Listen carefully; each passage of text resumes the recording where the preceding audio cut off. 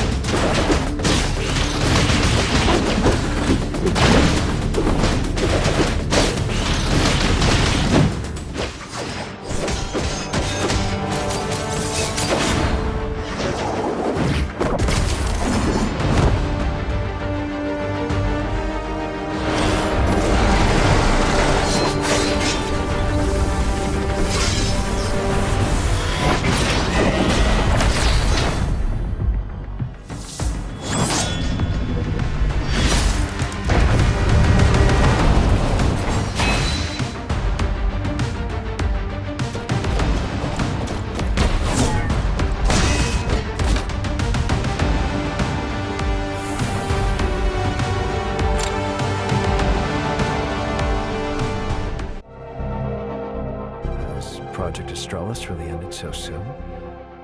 General, your years of dedication to deep space exploration, haven't you given up a bit too early? Project Astralis hasn't failed. I just began to feel unwell after I set out. I had no choice but to turn back midway to recover. I just returned when I heard that the Hykros diplomatic representative had been arrested and imprisoned. We uncovered this fraud while you were away, General. Since you aren't feeling well, I'll arrange Helix Bio to give you a checkup. That won't be necessary. The air in the Brighton zone is so fresh. I started feeling better the moment I got back. Brighton Prison is under the Hope Fleet's jurisdiction. Now that I've returned, I intend to conduct a thorough investigation into this case. After all, even Anchor Infinity was swindled, so this is no small matter. Mr. Rafa.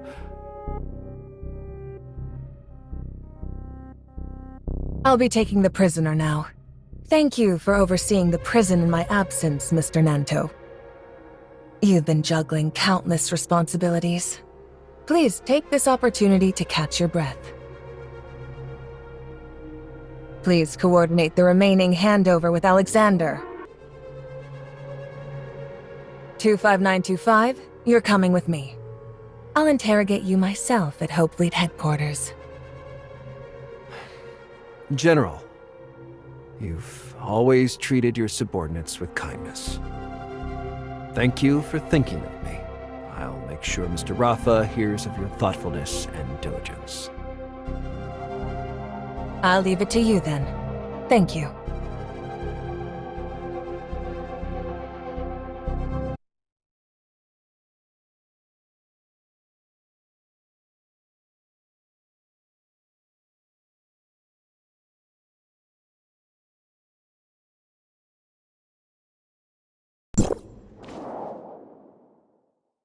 You must be terribly shaken after being imprisoned over a misunderstanding, diplomatic representative. This is my office. There are no surveillance devices here, so you can rest easy.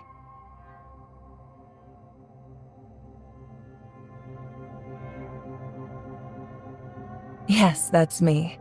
But I don't think I deserve all the praise. I simply want the Hope Fleet to help humanity find a new home as soon as possible. Our fleet has no shortage of officers like Hipper, brimming with idealism and courage. It's because of them that I found the strength to persist and the motivation to mediate with Anchor Infinity.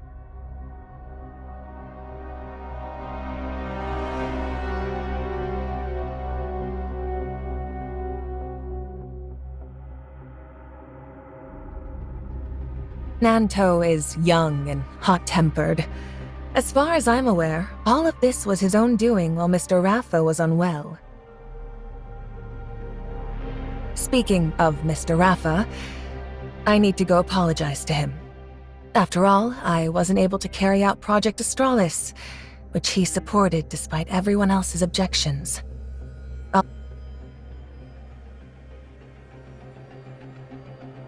Rest assured, I guarantee that all scheduled diplomatic negotiations and events will proceed as planned.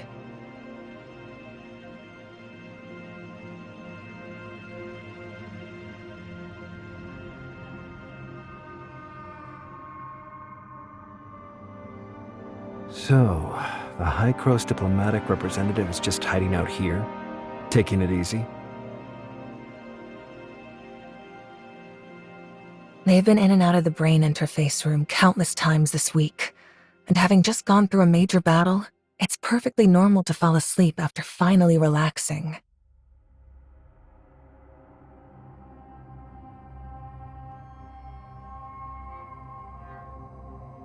Relax. I'm the one who let him in. He proposed cooperation terms I simply couldn't refuse.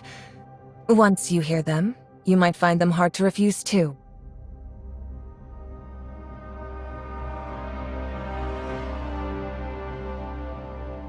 Cooperation has never been about shared ideals, only shared interests.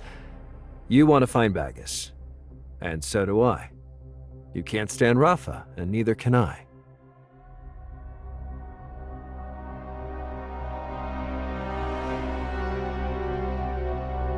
So, if he's in danger, I'll do everything I can to help him. If you hate him so much, are you really willing to let him die at Rafa's hands? If you want to kill him yourself, then help me find him.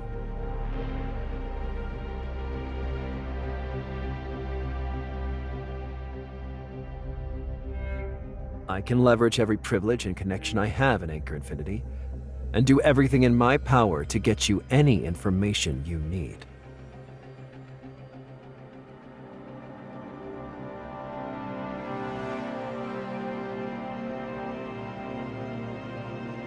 This is no time for joking around.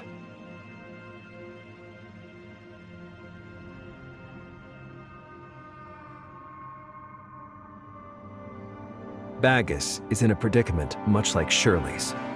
Their consciousnesses have undergone brain interface uploads and could be breached at any moment by Lana's computing power.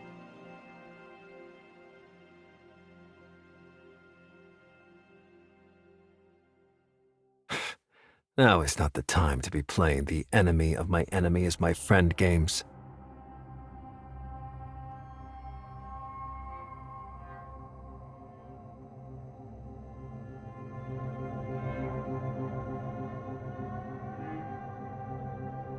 You still harbor such naive fantasies? Think back. Who framed you and had you thrown in prison? Smeared you as a fraudster, kidnapped Shirley for experimentation, and used you to murder the homecomers.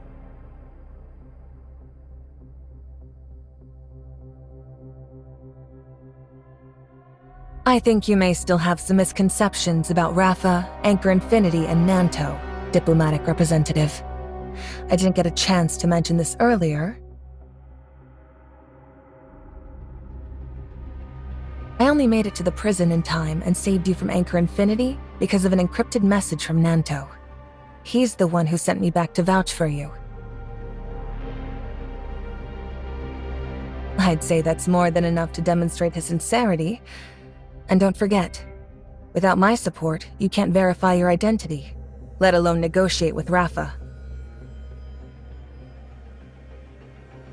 Before you were imprisoned, Rafa had already cut off contact with Ida and sealed the passage you used to get here. Right now, you need to calm down and think about how many options you really have left.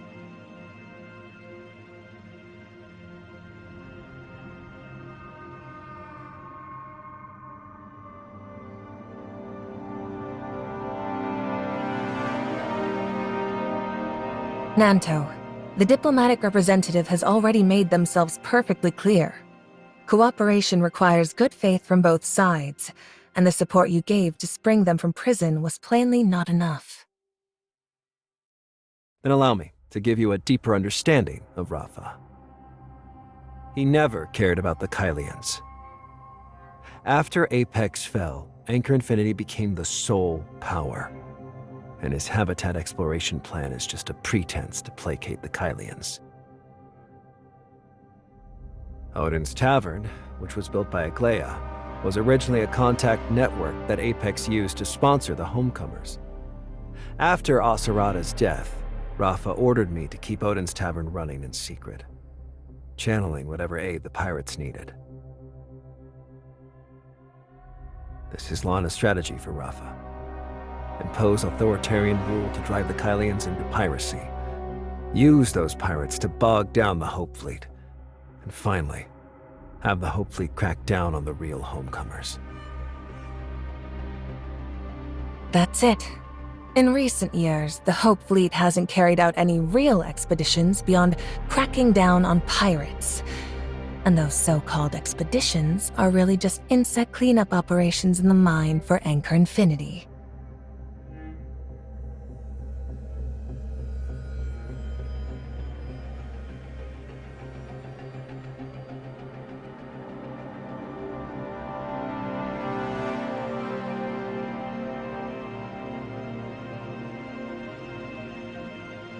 You can really pull that off?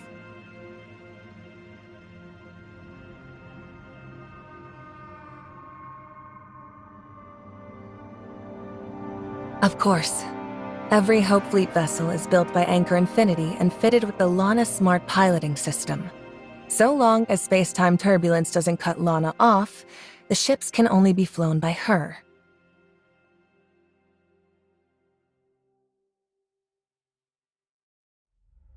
The only way I could get back here was on an antique ship I bought on the black market, cobbled together from parts the pirates had scrounged. Since it wasn't equipped with Lana's system, I was able to safely land at Brighton Port.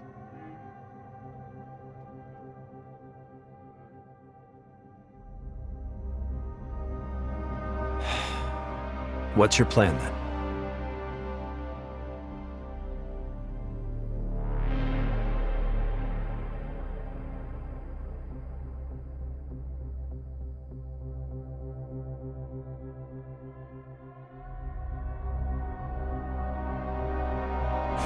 I can't possibly agree.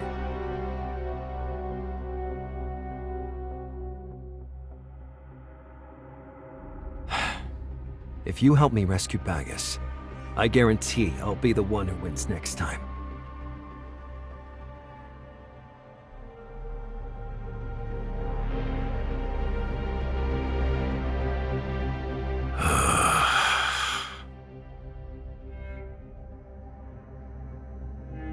You need the representative's help to save Bagus. Once he's saved, they'll find out anyway. Revealing his identity now won't make much of a difference, will it? If you'd rather I didn't know, I can wait outside. When you're finished, just let me know. There's no need for that. I'm just amazed this clever yet arrogant Hykros representative still hasn't figured out Bagus's true identity.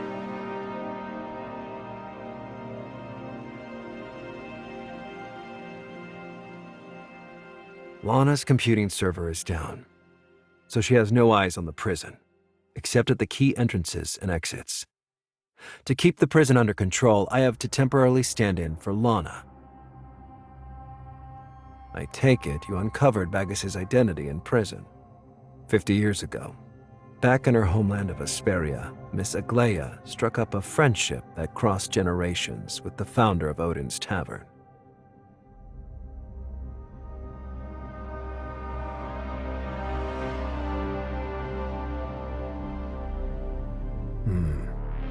Think again. After Miss Aglaia boarded the space station, she rebuilt Odin's Tavern, both to comfort the Kailians, who were devastated by the disaster, and to preserve the memories of her hometown and childhood, which she could never return to. So, after Miss Aglaia was put into cryogenic sleep because of Starstone Syndrome, who took charge of Odin's Tavern?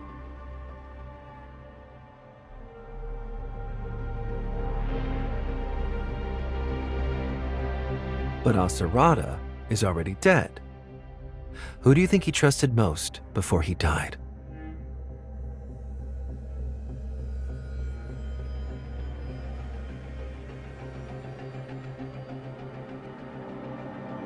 So you knew the Phantom's true identity all along.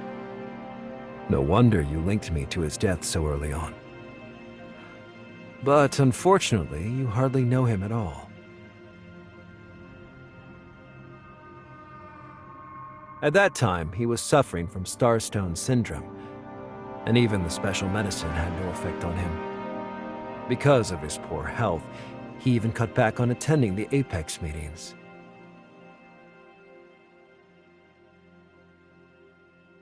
By then, he no longer had the strength to play the Phantom, so he decided to put on the last act of his life, which he titled The Lone Assassin.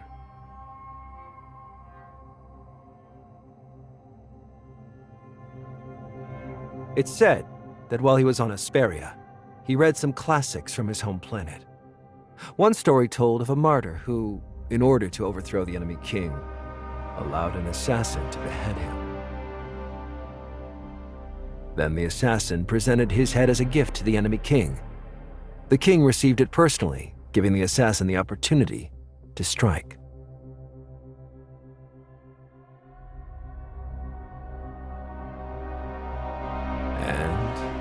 The only person capable of driving him to such lengths is my aunt, Miss Aglaia Bagus, Aserada's sole blood relative and the founder of Odin's Tavern.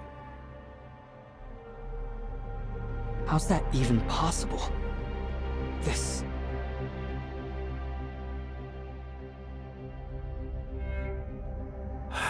I'm out of time. I need to return to Anchor Infinity and submit my report. I've said all I can. This is the greatest sincerity I can offer you. Then you can return for now. Give the diplomatic representative some time. I'll clear things up here. Please remember this. I came here today because General Veronica took my prisoner, and I came solely to demand an explanation. I got into a huge argument with her, and in the end, I left empty-handed.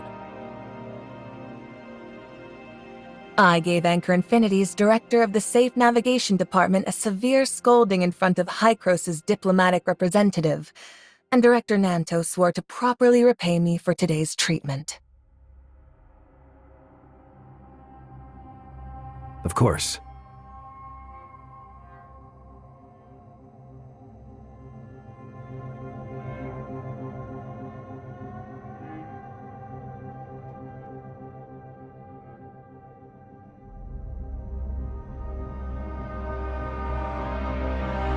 With Rafa dead, Anchor Infinity will be leaderless.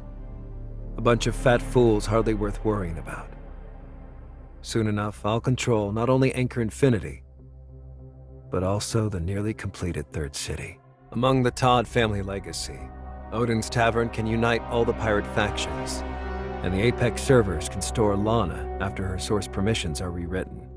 Once Bagus returns, These will form the foundation for rebuilding order in Kailo. General Veronica, you are driven by boundless ambition and lofty idealism, intent on making the Hope Fleet live up to its name under your command.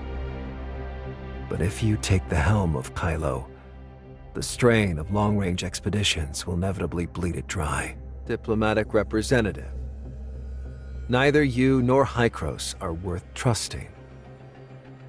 For now, I have no choice but to rely on you. But the moment Lana is back under Apex control, I won't let you lay a finger on Kailo ever again. When that day comes, history will chronicle everything that has taken place in this stretch of space. Everything that belongs to the Kailians. The history of Kailo must be written by our own hands.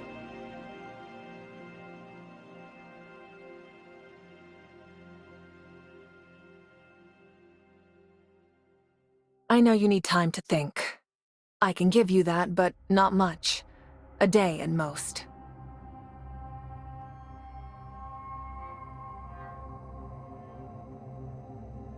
No one knows about my release yet, do they? I was just about to take care of that. I'll reach out to my media contacts to clear your name. My assistant Alexander is currently handling the necessary documentation. Tomorrow, the story of the Ida visitor, falsely imprisoned by the Anchor Infinity, will become the talk of Kailo. Please, remember to add a line at the beginning of this lead news. The diplomatic representative's assistant, Shirley, was taken into Helix Bio Inc. for treatment after suffering from local environmental sickness. Clever. That way, they won't dare lay a finger on your partner. Not only that, if we're going to work together, you must guarantee Shirley's safety. Get her out before the media storm hits. You know, you're actually very similar to Nanto. He made the exact same request of me, except he was worried about Aglaia. My answer to you is the same one I gave Nanto. I'll do my best to ensure her safety, but if you want a swift rescue, your best option is to partner with me. I understand your position, but we must discuss something more pressing first. Before I left, I made an agreement with Linsis. If they hadn't heard from me after 7 days, they would retrace my steps back to Ida. But that location is a trap, and today is the 7th day.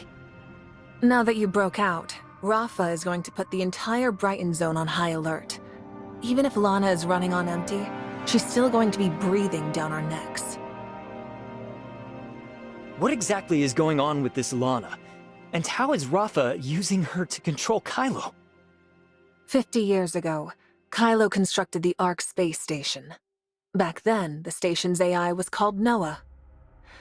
After a catastrophic incident aboard the station, Noah's servers were damaged. Then Aglaia Todd rebuilt it as Lana. From that day on, as the space base and mines were constructed, Lana spread through every vein of Kailo society. The Brighton Zone, constructed atop the remnants of the Ark space station, is no exception.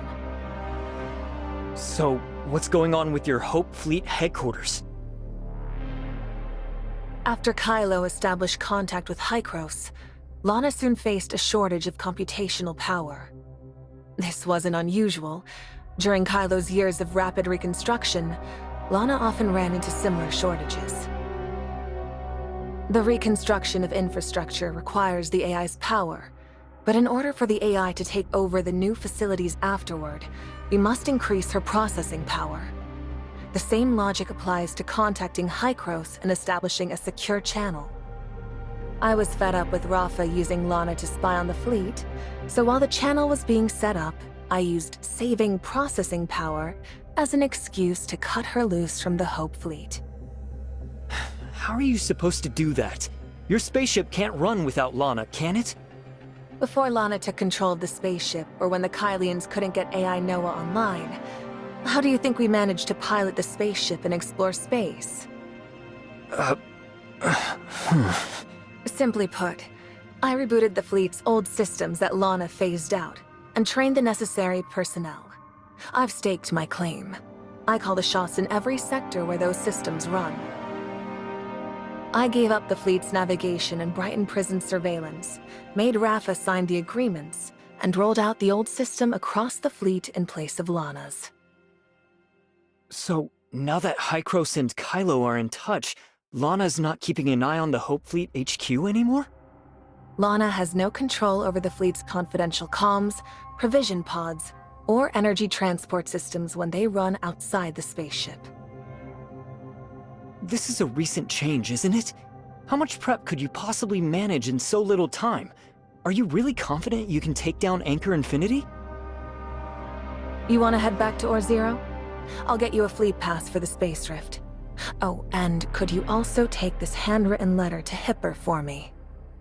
So, I'm just going back like this? Are you sure there won't be any problems? Your record is cleared in the system, and I'm personally backing you. Don't tell me you're underestimating my influence or that of Hope Fleet. I trust you. After all, you're the one who seems the most concerned for my safety. Whatever comes next, thank you for your help.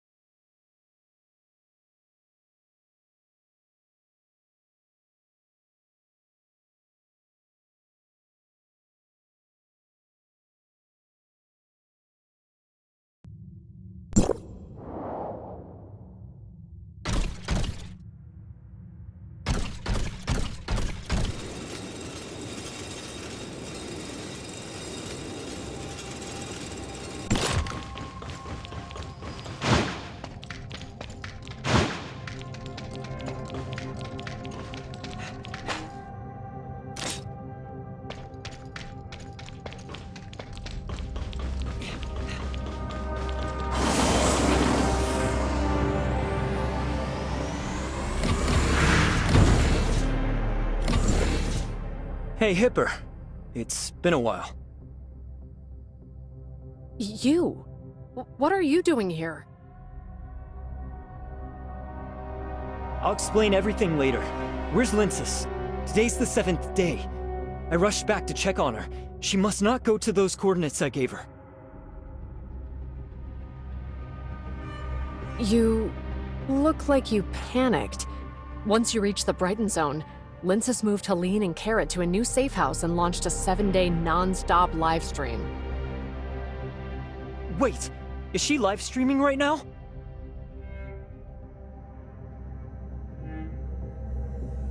Yes. She may have agreed quickly, but she knew the risks involved. She set up a live broadcast as a last resort, using it as her own means of self-preservation.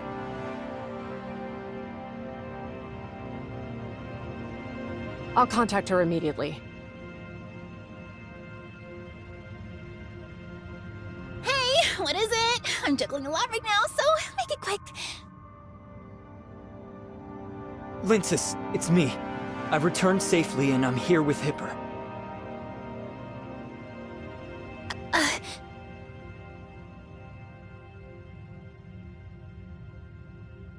How did it all fall off? Are you dozing off on me? Where should I pinch you this time? Is that really you? Yeah. General Veronica of the Hope Fleet confirmed my identity and arranged my release. I'm free now. You can rest easy. Helene, please let Kara know that the spaceship won't be needed for now. Also, inform the others that today's plans are cancelled, and tell them I appreciate their hard work.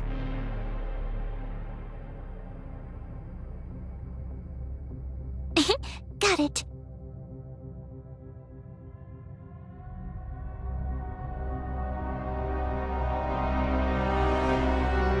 You're finally safe.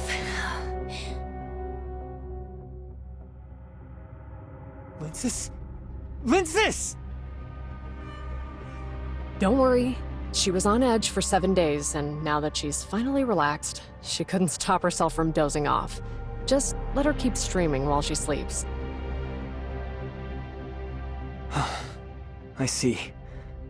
She's really been through a lot. Tell me what's going on. You said the General got you out of prison? Did my letter really make it to the spaceship? And why can't Lindsys go to the coordinates you gave her? Wait, you sent a letter to Veronica's spaceship? Of course. The moment I saw you being branded a fraud, I asked the General for help. But with Lana managing the spaceship systems, I'm not sure she actually got the message. Veronica actually received the message through secret channels and came to save me. I was in the middle of a breakout, nearly surrounded by Anchor Infinity, but she arrived just in time. The General knew it better than anyone that Project Astralis was just an Anchor Infinity diversion. She must have prepared countermeasures before leaving, and more than one. Lana likely intercepted the message I sent to the General. Anything that actually got through would need a more covert channel. So that's why Veronica had me bring you this letter.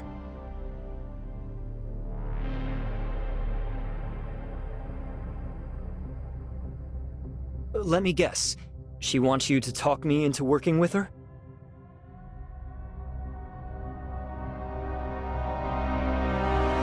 I suppose so. More specifically, she wants me to be totally honest about everything, and she expects that after hearing it all, you'll be ready to trust and support her. Well then, let's hear it. Honestly, I've said most of this before. The Hope Fleet isn't just searching for a new home. From a human standpoint, it's about probing the limits of the universe. We don't care about homecoming or exploration faction. Anchor Infinity's the one dragging us into these disagreements. Whatever life the Kailians want, the Hope Fleet will help make it happen. Exploration once carried humanity aboard the distant beacon to Ida, allowing our civilization to endure. The Hope Fleet upholds that legacy. In any part of the cosmos, humanity must never cease to explore the unknown. But given Kailo's current resources, you can't really pursue exploration at this scale, can you? Anchor Infinity has stalled Project Astralis for years, and we've had enough. Hykros are all scientists. They'll surely grasp the importance of this objective better. Are there many in the Hope Fleet like you, focused on exploration and not worried about whether the Kailians return to Ida? Of course. The General spent over 10 years meticulously building her reputation. Many mid-level officers, myself included, have been her supporters since our academy days. So, after the spaceship disaster, were you sent to Orzero under Veronica's plan? As you know, Kailo suffers from unpredictable space-time turbulence.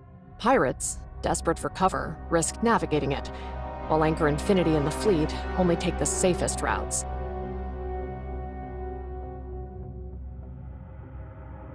The stable patterns of space-time turbulence on the Nova Path become easier to spot when they shift. Still, the Asher ran into a spaceship disaster along that route.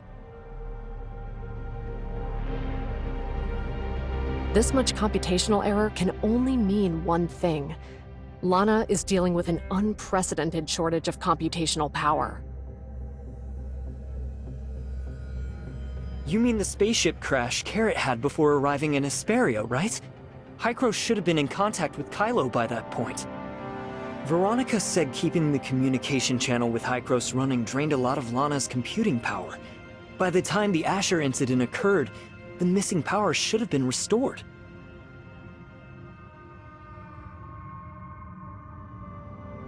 During my time at Brighton Prison, several inmates died within a few days. Word is, Lana didn't have enough computational power, and the brain interface fried their brains.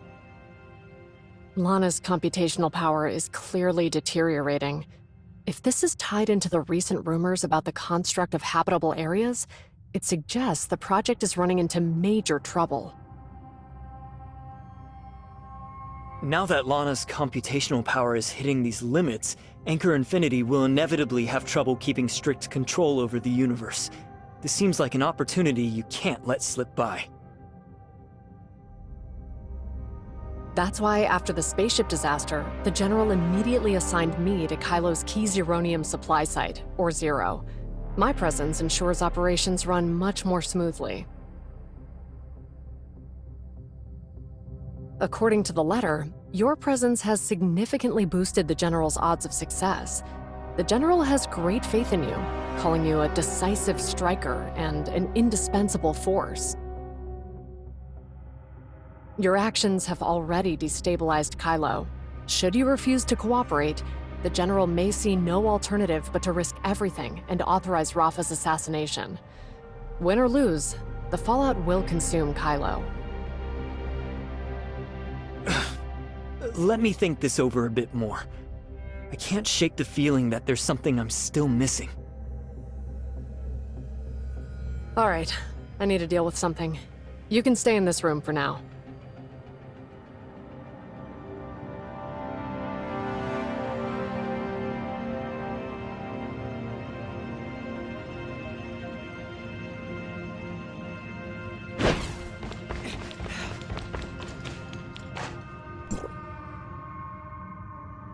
Have you made up your mind about partnering with Veronica? I've considered it carefully. Cooperation is necessary, and given Rafa's hostility, we must take care of him before moving forward in Kailo. Before anything else, we have to make sure Shirley is safe. You clearly don't trust Veronica.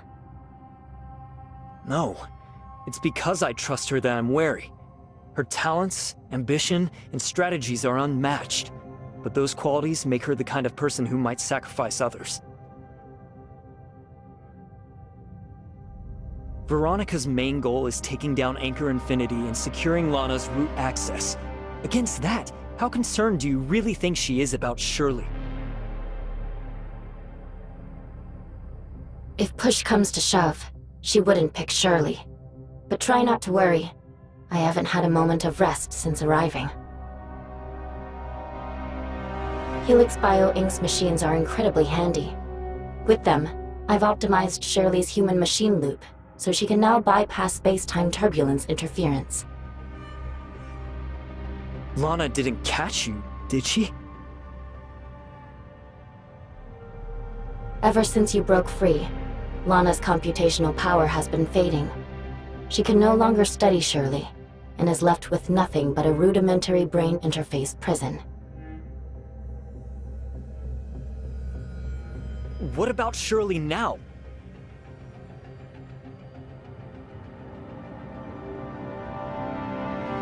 I used the network to forge a copy of Shirley's consciousness and slipped it into the brain interface prison, replacing the real Shirley trapped within.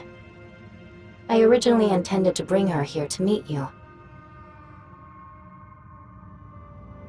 However, after learning your plan, she decided to remain in the Helix Bio Inc.'s laboratory, both to assist your efforts and to ensure that the replicated Shirley consciousness would not be detected.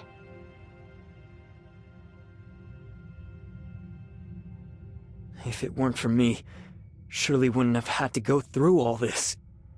Now that she's safe, there's only one thing left to deal with. What's still bothering you?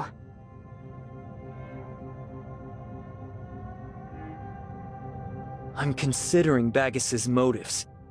Since I got here, I've realized this universe is riddled with space-time turbulence, and the state of the Kailian people is anything but simple.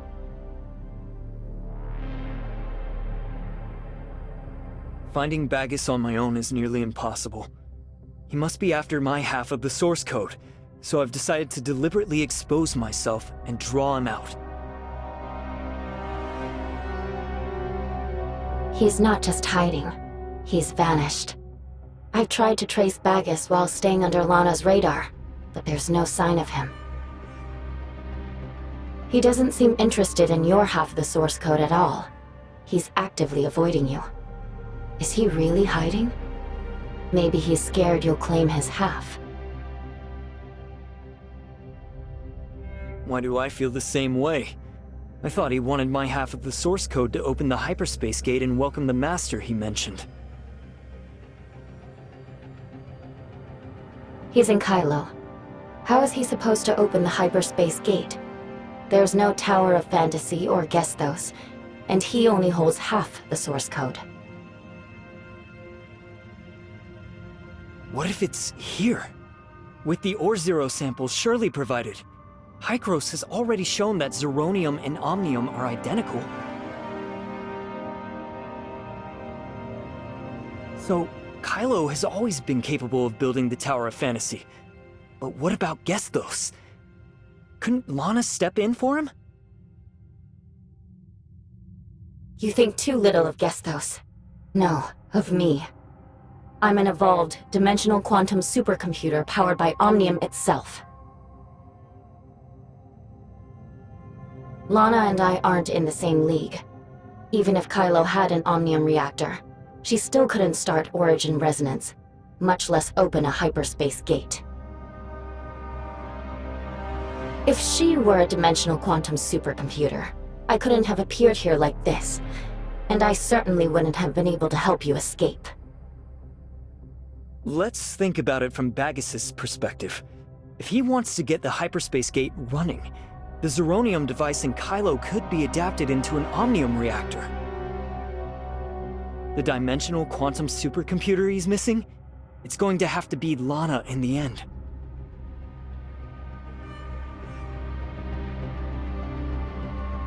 Lana's computational capacity has been unusually low for quite some time. Every Kailian we've spoken to says it's abnormal, and it's been that way ever since Carrot's spaceship disaster. So you think Baggis has been quietly upgrading Lana ever since he came back to Kailo with the source code? Some of the servants he commands inside the network are scientists studying Omnium technology. According to Grey Fox, outsiders see it as a relic perfectly frozen in time. Baggis likely entered the network with several goals.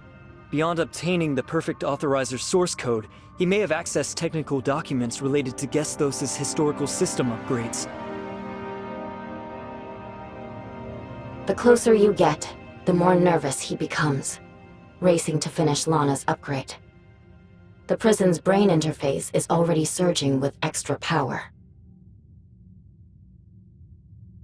If it's all connected, then Baggis is more than just a Kailian plugged into the network through a brain interface. He's tied to Rafa and Anchor Infinity themselves. Could it really be Aglaia?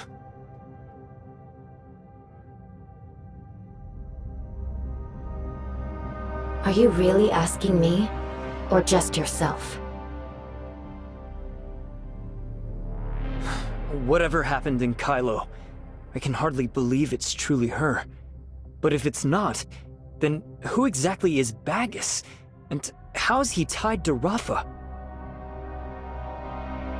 Nanto risked exposing himself to cooperate with you, precisely because Rafa threatened Baggis's life.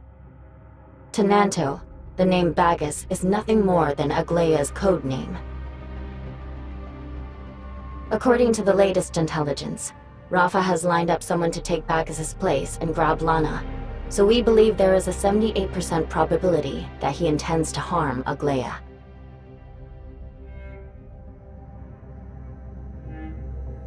So the Baggis we've been after has always answered to Rafa?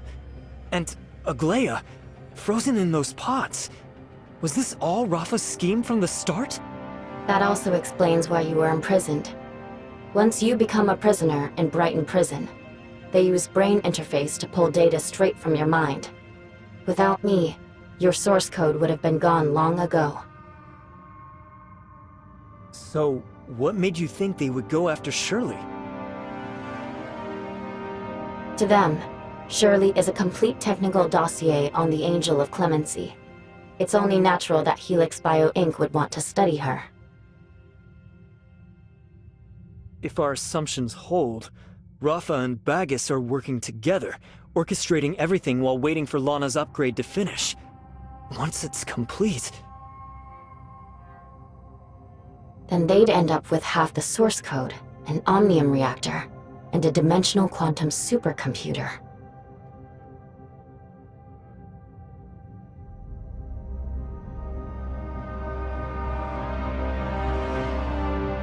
That's why he's been stalling and evading us.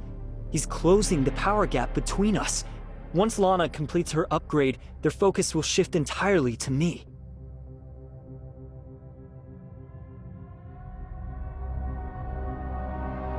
It's essential that we collaborate with Veronica and advance the plan as swiftly as possible. The sooner the better. If we can get root access to Lana, we'll be able to dig through all of Kailo's data and finally get the answers we've been looking for.